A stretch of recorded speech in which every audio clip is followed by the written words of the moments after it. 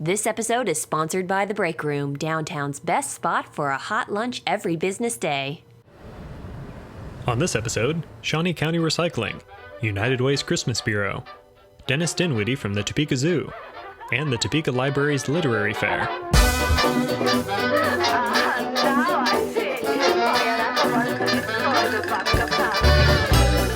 We're going to talk about your trash. You like that? Did you like that? Yes. Yes. Okay. We have Tom Black here. Unless you're referring to me. Yeah. No way. She was referring to me. Yeah. We are talking with the Shawnee County Solid Waste and Public Works Director. That is correct. That is totally correct. Yes. That is a big, long, and huge title that kind of got combined. Yes, that's correct. Mm-hmm. I came on, I was appointed as the Public Works Director back in 2007, and then a couple years ago the commission asked me if I would also take on the Solid Waste Department, which I did. You're like, huh? I'm already here. That's right. May as well, right? That's right. Okay, so what I really wanted to talk about, today with you was the recycling. Mm-hmm. We started doing the recycling. There were some people saying, "Oh, I don't know about that. I don't want to pay the extra fee." But how has it been? Yeah, yeah. Nobody really wants to, But how has it turned out since we've had it this long? Actually, it's really turned out well. We are really, really pleasantly surprised at how smooth the transition went. We put a lot of thought and effort because we knew it was a big deal for the community, and there were some misgivings on some, and some people, didn't know if they really wanted to do it or not, and what was it going to cost. And so there was a lot of thought, and I can't take all the credit because there was a ton of people, and there was my predecessor in this position was really the one that got it instigated and started the conversation. Like I told the commission at one time, I said I really was the one that just carried across the goal line, and but my staff put a ton of thought into it, and prior to me coming on as solid waste director, but when I came on, we essentially had to think about how we were going to implement it with routing and how we're going to get carts delivered and things of that nature. So that's the things I had gotten involved with. But overall, I think it went really, really well. We made some decisions that I was very happy that we made them in retrospect, particularly with the delivery of the carts. We had 40-some thousand carts to get delivered, and we had to get them delivered within about a 6-week time period. And but then you made cute little tiny baby carts for some people. That's right, for folks just like you.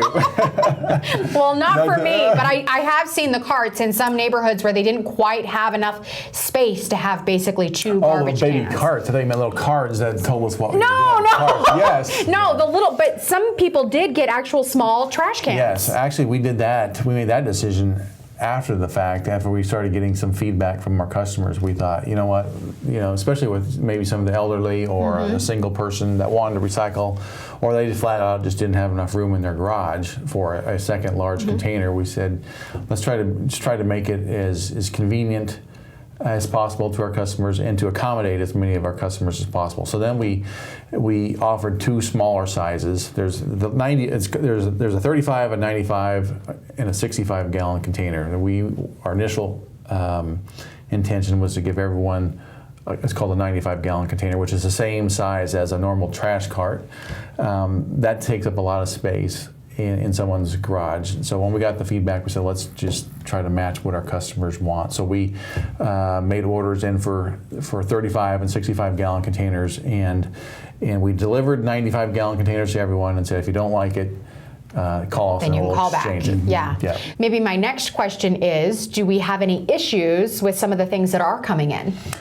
We do, some. Well, I mean, and I don't think as much as maybe initially we did. Some people, I think, thought it was just a second trash can sometimes, and just throw anything in there. So do you personally knock on someone's door and say, stop putting trash in this bin? Only yours. So Dang it! I haven't Several done times. So you must be doing it right. They put it in a bag and light it on fire and throw it in the front door. But no, there's always some issues. That's why on the top of the lid, and we tried to make it as simple as possible when we delivered the containers. We put a little educational packet together that said these are the things you can throw in there and these things you can't throw in there, and also information, which I want to plug our household hazardous waste facility, which takes things like old paint and batteries, old oil, herbicides, pesticides, things like that, things you can't throw. Lithium batteries. Yes, batteries that you can't throw, you don't want to throw into the landfill, and you can't recycle them. We will collect them free of charge to Shawnee County residents, and that facility is located at 131 Northwest 46th Street, which is just east of North Topeka Boulevard on 46th Street. We always want people to recycle more, and we always want more people to recycle, whether it's with us or with another service provider. It's just a good thing, and I think it's very easy. I think that's one of the reluctance that some folks had was they just thought, I don't want to, the effort. It's too much of it, yeah. But it's really, really simple because you can put it all into one container. You don't have to separate it. The separation, like I said, gets done at the material recovery facility. That is nice. So if anyone is out there listening and watching that is not doing it, it's really worth I think doing. so too. And it does actually become very quite simple. Yeah. Perfect. Well, thank you. Go ahead. Yeah, a lot of counties don't have their own waste departments, and Shawnee County does. So we're really lucky to have that here in Topeka and Shawnee County. You serve the whole county, of course, right? Yes, and we do. And the recycling project goes throughout the whole county. Yes, it does. And what can people do if they're not on that and they want to get on that? How do they get signed up? They can call our office at 233-4774 and just talk to whoever answers the phone and say they'd like to get on service. Very good. Well, you're the best. Thank you so much for coming and joining us today, and of course setting us straight on how to recycle, just to make sure. I'm going to be more of a recycling dork. Yes, you got to start. It is. It's so cool. It's such a great thing. Well, thank you so much, Tom Block, for joining us. We're going to be talking today about the United Way Christmas Bureau, and to talk about that, we've got Meredith Muller and Mike McLaughlin here. How you guys doing? Doing great. Thanks. Welcome aboard. Glad to have you here. And you're going to be talking about a really spectacular thing that happens in our community that helps a lot of people out around the holidays. Yes, absolutely. Right, we just finished intake or registration this weekend for the 2014 Christmas Bureau. This event started all the way back in 1941 with about 445 families, so it's grown about fivefold since that time. Churches, companies, schools, individuals, and families adopt other families in need so they can have a Christmas too. So this isn't just about providing a meal for the family. This is about giving them actual gifts. This is something that they have requested themselves. Right. When people register for Christmas Bureau, they list their family members and what gifts they would like. And interestingly, what we find is we've had fathers who just absolutely would not request a gift for themselves. They said, we want our family taken care of, but nothing for ourselves. We had a lady came in, she was an elderly woman who signed up and she wanted a sweater. And we said, would you like anything else? Do you have any other needs? Well, no, not really. Would you like anything at all more? How about another sweater? Well, that would be nice. So people aren't asking for anything great. A lot of basic needs: socks, boots, coats for kids, clothes for kids. Had people ask for personal care items: soap, laundry soap. And you even talked about the boy that said that he wanted toilet paper. There was a child in one family, some kids put down that they wanted toilet paper for their home. Yeah. So people really go after basic needs. It's funny that we call them gifts that we're giving these families, but they're just necessities. They're basic necessities that we all take for granted and open up our closet, and they're there every day, and we don't have to think about it. But I mean, we have laundry detergent. I had a couple who came in, they were married, they had kids, and they didn't ask for anything for themselves until I finally asked, what does your husband need? And she's like, well, he needs a winter coat. And I said, well, what does your wife need? And he was like, well, she also needs a winter coat. But they just wouldn't give it up, and the other one was so annoyed with the other for asking for gifts for each other, but they just care so much, and it's so wonderful to see these families taking advantage of something that's there to help. So you're not seeing people stand in for. line to get a Flowbee or a food dehydrator or something. You're seeing people with necessities, and you're really just putting a little bit of brightness on their holidays and helping them out in a place where they may not have expected that. And last year, you helped 2,500 families were adopted. Where did you see that? The same too this year. I'm looking at 2,500 families have registered to be adopted. That's households ranging from one person to, I think we had a family of 12 last year. Oh my. So the big span. Lots of That people in need. absolutely is. So the suggested gift limit is $30 per person. So if you get a family of 4, you should plan on spending at least $120. Right, a family 3 with the gifts and $25 for a meal would be $125. Oh, okay. So family 4, just 30 more than that, about $155. Oh, okay. Yeah. And there's something else that you have, that, because I think this is such a wonderful thing. And there's a way that you can make this an event. You can make this fun for people to get together. And this is something that really stuck with me because we had you on last time and I took it immediately home to my family because, you know, we're all, you know, older. We've, you know, my sister has her own kids, you know, they have all their things going on, but this is fun to get together as the adults in the family, the adults in a social group or whatever, to go out and buy gifts. Tell us a little bit about what it is. It's called Party with a Purpose. Party with a Purpose, yes. A few years ago, actually, they started having Christmas parties with their friends, Connie and Pat Michaelis, and they realized that while this was a lot of fun, it wasn't really having much of an impact in their community. So they really wanted to have more of a purpose for this party. So they got together, adopted a family, and then made it an event where they went out and went shopping, came back, wrapped all the gifts, and they still got to spend a lot of time with each other and really got to feel what the holiday season is for. And you could start out with just one family, which is the way this started. And last year they adopted 40 families. So I was talking to Meredith today about how many early adopters we've had between companies that have asked for 50, 70 people, and individuals started calling as early as September. And about 500 of the 2,500 families are accounted for already, but that's a long way to go. I mean, always a challenge. Always at the end, we also take cash donations because at the end, anyone who's not been adopted, we can give some kind of gift to make sure everybody gets something for Christmas. Yeah, this is a really nice, easy way for people to get involved in helping out their community and actually helping out a family that they feel that they can get to know and love and understand and also support their Christmas. This is a big thing. Sure. Well, good deal. Well, thank you so much for joining us. And of course, good luck with everything. We'll keep up on updates too, just to make sure. Today we have Mr. Dennis Dunwoody from the Topeka Zoo. You are the Educational and Conservation Director. Curator, Director. Curator, Director, whichever works. But I know that you always have wonderful animals constantly with you, and a lot of these animals, they're animals that can handle the public. They can handle lots of people. Right, like these Jamie. are animals. Like me. Yeah, even Jamie. Yeah, these are animals that are specifically assigned to the education department, so they're accustomed to being in and amongst people, around people on a regular basis, handled by people and such. And you said it was a little too cold today to bring a friend. Today was a bit chilly for them. Or maybe I was going to maul them as soon as they came through the door. That could be too. Yes, kind of worried about that, I'm sure. Jamie likes the animals. We just had the skunk that came by. Luna, And, yeah. Oh, you remembered. I was just going to ask him. Yeah. Oh, I love that. And That's we Luna. just loved her. She was absolutely precious. Yep. Why is it so important to have animals that you can take out to people and you can teach them about these animals? What's the bigger picture here? Well, the bigger picture is that a big part of a zoo's purpose is to create a great deal of education and lend that toward conservation. And in order for education and conservation to happen, we have to make a bond between people and the animal world. And of course, the best way to make a bond is to actually have animals right there that can interact with people live, up close and personal on the spot. You can look at a picture of an animal, for example, and that's a wonderful thing, especially if it's a really good picture, but it doesn't take the place of actually standing next to the animal and talking about the animal. Better still is when we can put the animal in your hands and then talk about the animal. It's just like kids going to the museum.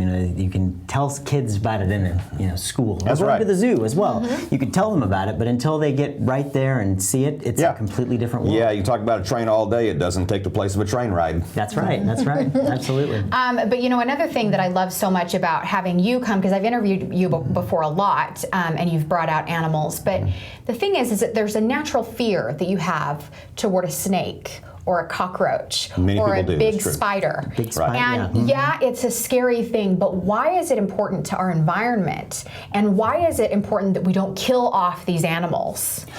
These are essential animals to our environment, to every ecosystem, to every habitat they're in. They belong on multiple different food chains. They're part of the food web. There are things they eat, and we need them to keep eating those things. There are things that eat them, and they need to have some of those animals to eat because every animal is part of a food chain in one respect or another.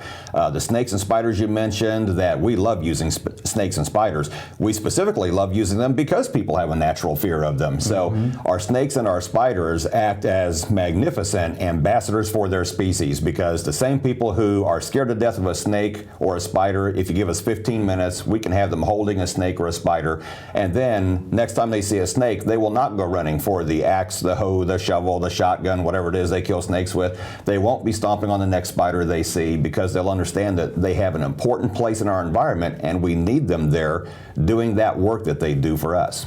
It's just like they had the alligators, to be able to touch. Yeah, oh yeah. I got to touch an alligator. I've never done that before. And it creates a bond, doesn't it? Yeah, it really does. We can show people that snakes are out there eating rodents, controlling the rodent population far better than we ever could. Spiders are out there eating all kinds of harmful bugs, the ones that would cause us problems if there were too many of them, and creating that control far better than we ever can over all those different kinds of bugs. So.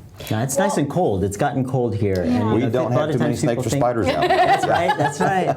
What does it do to affect the zoo? I mean, you think about going out to a zoo in the summertime. Do you put parkas on the tigers? Yeah, how does that work? You know, the tigers don't mind it too bad, but above a certain temperature when it's too hot, below a certain temperature when it's too cold, the animals all have access to their indoor climate-controlled areas. They can come and go as they wish. And so, as you know already, of course, we have buildings that are climate-controlled. We have Animals and Man building, the Discovering Apes building. We have the rainforest. We have places where you can come to the zoo, be inside, see the animals up close and personal, and come to the rainforest on a really frigid cold day and sit by the waterfall in the 75-degree temperatures. Beautiful place just to spend a little time. You guys have come up with a long-term master plan, and you've already done some really great work at the zoo, and the staff's just done a great job with that. If you haven't been there in a long time, let's say you haven't been there in the last 5 years, you haven't been to the Topeka Zoo. But you do have a master plan, and recently the half-cent sales tax passed, and there was a lot of talk about how that was going to affect the zoo, and it passed with a 2-to-1 margin, and now the zoo is going to be a piece of the plan going forward. What is the master plan? What are we going to see when this is all done because we voted on this? Well, as the work for the master plan takes effect, you'll start seeing significant changes in the zoo. Every organization wants to evolve, and this is going to allow us the ability to do so, because we have a great zoo right now, and of course what we want to do is become an even greater zoo for our community. And so what this is going to offer us is the ability to become a more geocentric type of zoo, where we have like an Asia section, an Africa section, a North America section, an incredible entrance to where by the time you get up to the ticket booth, for example, in the zoo, you'll already be surrounded by animals around you and behind you and all about.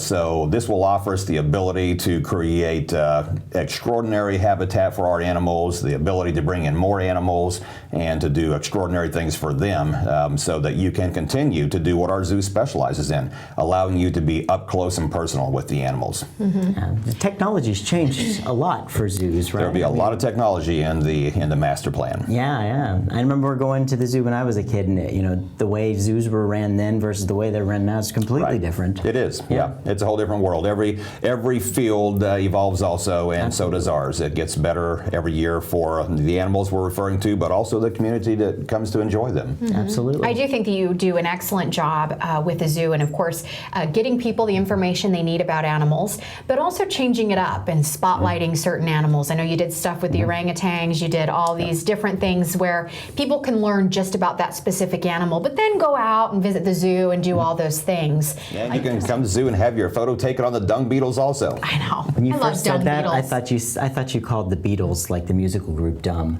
I thought you were saying Dumb. The dumb Beatles. I love those dumb the dumb Beatles. Beatles. Like, I hate the Beatles. No, I'm kidding. I love the Beatles. But this has been so fun. So thank you so much for being here with us, and we'd love to have you back. Thank you for the invitation. We've enjoyed it very much.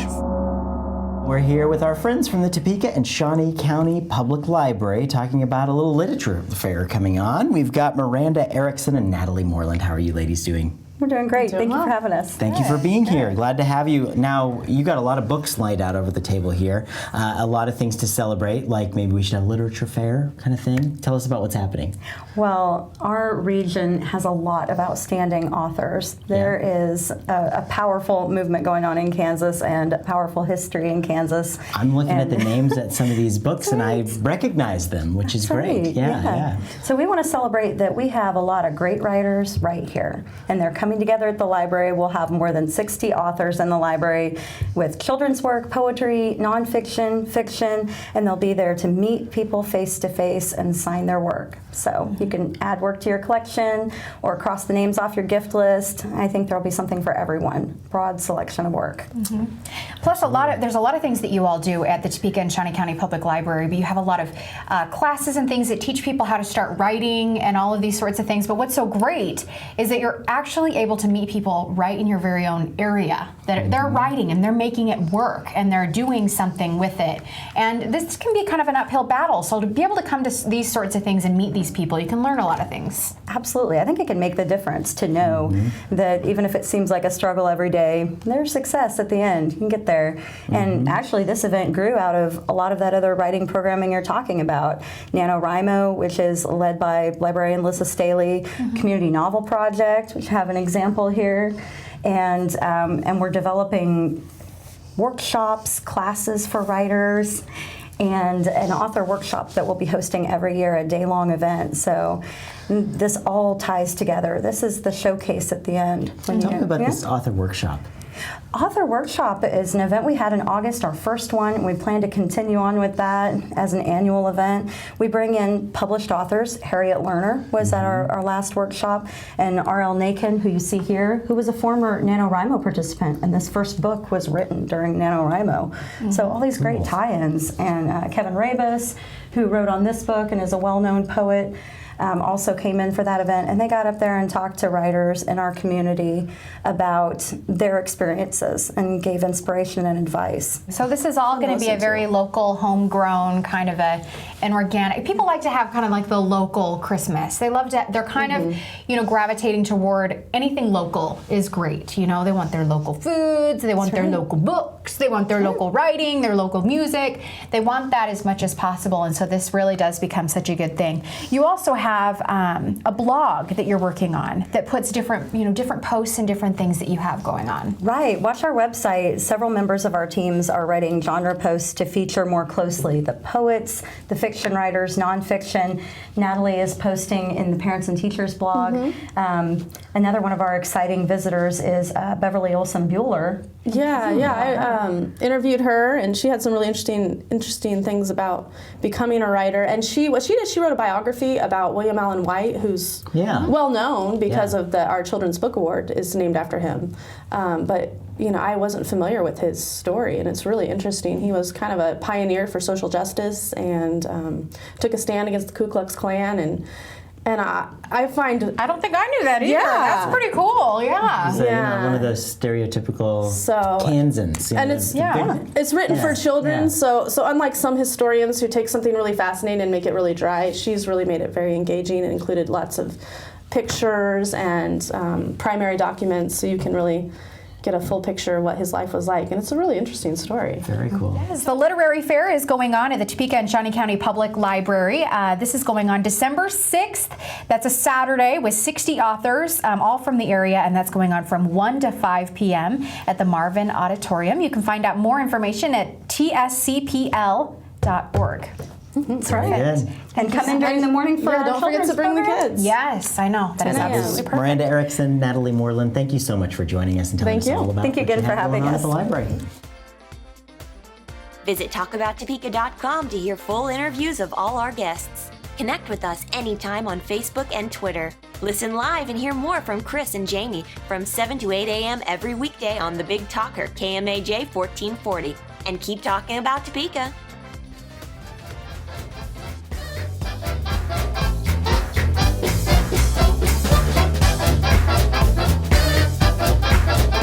Because we have the automated trucks that have their That reaches out the little arm and they're does They're operated by one person. I could do it. Look at this. Yeah, right. Well, that's exactly what it Hire looks me. like, Hire Jamie. me. We're actually looking.